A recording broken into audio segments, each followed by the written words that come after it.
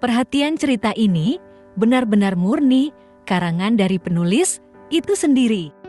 Jadi apabila ada kesamaan antara nama tokoh karakter ataupun latar itu hanya faktor ketidaksengajaan. Cinta terlarang, mantan mafia, bab 38, fakta mengejutkan dan kebodohan Kirania. Bumi berotasi mengelilingi matahari, siang berganti ke malam begitu sebaliknya, langit biru dikelilingi awan putih yang indah hingga berubah warna jingga perlahan matahari tenggelam, langit gelap ditemani bulan, dan jutaan bintang terpancar indah di atas sana. Malam ini suasana sangat mendukung untuk sepasang kekasih ini. Mereka duduk di lantai, dengan posisi Erik memeluknya dari belakang, bersandar pada dinding. Ia terlihat begitu nyaman, hingga tanpa sadar dirinya, memainkan jemari kekar Erik.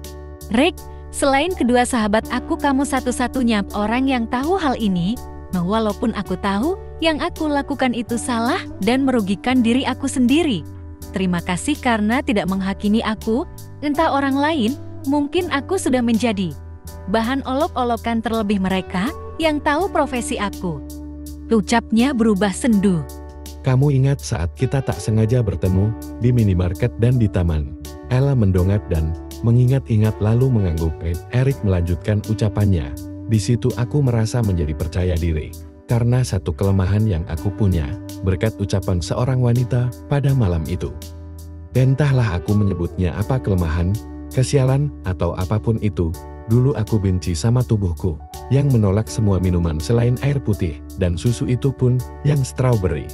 Bahkan dulu sampai masuk ICU gara-gara aku memaksakan diri mengkonsumsi minuman beralkohol dan yang lainnya. Aku malu, aku benci ketika semua teman-temanku bisa mengkonsumsi apapun dengan bebas, dan aku hanya bisa minum air putih saja. Aku dihujat menjadi bahan olok-olokan. Pada masa itu dianggap sebagai anak cupu. Hanya mereka bertigalah yang membelaku, karena kedekatan kami jauh lebih dekat dari Nade. Itulah salah satu alasan tidak menghakimi Musweti. Mereka punya kisahnya masing-masing, termasuk kamu dan aku. Jawabnya tenang. El termenung, menyetujui ucapan Erik sedikit banyaknya. Larut dalam pembicaraan keduanya tak sadar, jika waktu semakin malam, dinginnya angin malam menusuk hingga ke tulang, membuat El bergidik, lantaran ia hanya memakai kaos oblong dan celana pendek. Rambutnya yang diikat asal membuat penampilannya semakin menggemaskan di mata Erik. Masih di posisi yang sama, tak lama kemudian dengkuran halus terdengar di telinga Erik. Meletakkan ponselnya, lalu memindah wajah Ellen. Senyum tipis terbit di bibirnya. Baru aku tinggal cek kerjaan. Kamu malah udah tidur, demes banget sih deh. Gumam Erik gamas. Erik membopong Ellen menuju kasur empuknya. Dengan sangat hati-hati Erik meletakkannya, takut mengusik tidur nyamannya. Tak lupa ia menarik selimut tebalnya. Tangan kekarnya terulur menyingkirkan beberapa helai rambut yang menutupi wajah Ellen. Mimpi indah sweaty job. Erik mengecup kening Elle, hendak beranjak, tapi urung ketika tangan Elle tak sadar menarik Erik hingga dirinya terjerembab bersama di atas ranjang. Spontan Erik menahan nafasnya saat tak ada jarak, bahkan dengan kurang ajarnya Elle menjadikan tubuh Erik layaknya bantal guling memeluknya dengan erat, serta terdengar gumaman tak jelas dari bibir Elle ini. Erik pun tak bisa berkutik sama sekali, menolak. Tentu tidak. Dirinya dengan senang hati lalu ikut terlelap bersama Ale di alam mimpi. Bintang-bintang, bintang-bintang, Mansion Ludovic. Pagi-pagi sekali di kediaman Ludovic kedatangan tamu yang tak diundang, hingga membuat Mama Zahra meradang melihat segala tingkahnya. Sudah saya katakan, Erik tidak ada di rumah. Ketus Zahra kepada Kirania. Sangat malas sekali ia menghadapi mantan Erik. Dulu sih sempat memberi restu, tapi karena kelakuan menjijikan Kirania saat dulu membuat Zahra membencinya, dan setelah sekian lama tiba-tiba dirinya berkunjung saat pagi-pagi buta lagi. Tante jangan coba sembunyikan Erik dari saya. Saya tahu dia masih di rumah. Gak mungkin pagi-pagi sekali dia sudah berangkat ke kantor. Jawab Kirania bersikeras. Dirinya bahkan dengan tidak tahu dirinya nyelonong hendak memasuki kamar milik Erik. Zahra tercekeh. Sayang sekali Erik sedang bermalam di apartemen kekasihnya. Saya rasa kamu tidak buta jika Erik sudah memiliki kekasih, bahkan berita itu sudah tersebar luas di seluruh sosial media. Jadi sebaiknya kamu jauh-jauh dari anak saya. Dia sudah move on dari kamu. Bukankah kamu yang memilih pergi darinya? Langkahnya berhenti, dirinya mematung, merasa tertampar dengan yang dikatakan Zahra.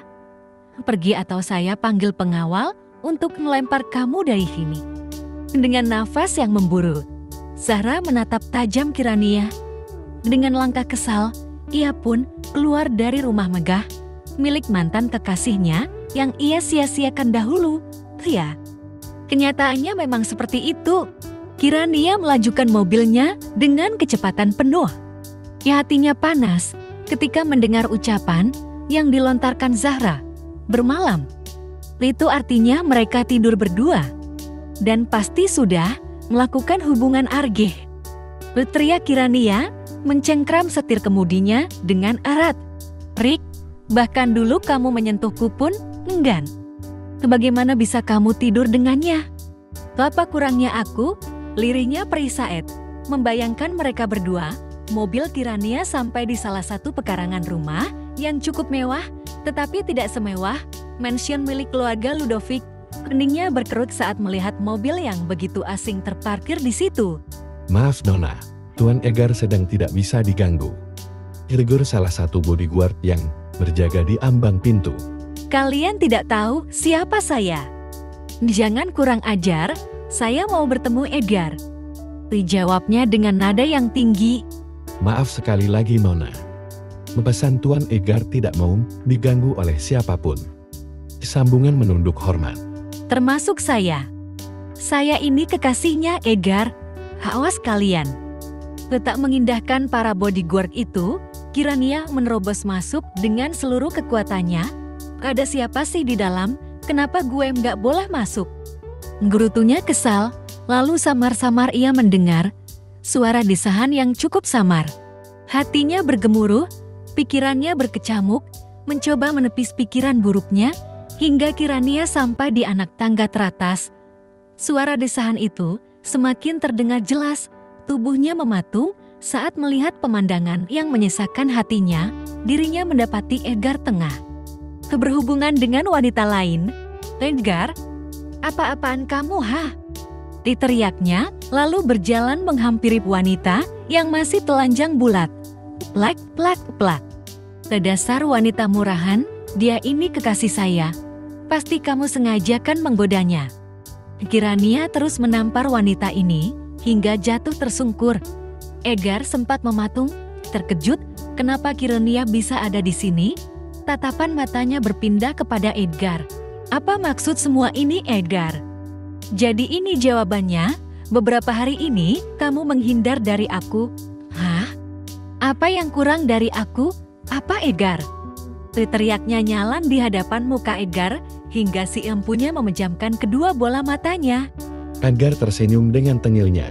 Gue bosan. Sebaiknya kita akhiri hubungan ini.